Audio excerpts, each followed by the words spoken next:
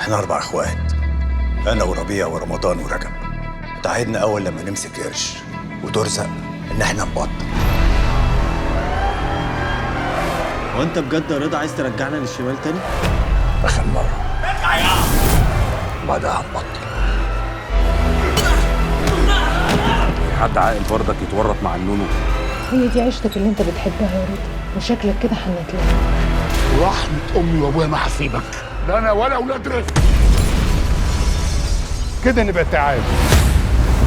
عندي لكم عملية هنضرب بيها عصفورين بحجر واحد في الرياض.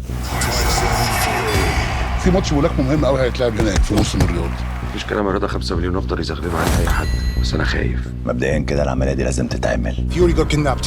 Hey stop!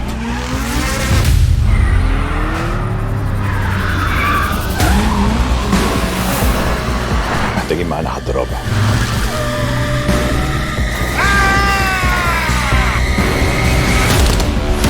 هاي يا شريف، معايا ضيوف، ما تيجي تقعدوا جنب بعض احسن. جنب بعض ايه؟ احنا بنحب كده يبقى في بينا حاجه. اخوات بقى وعدتي.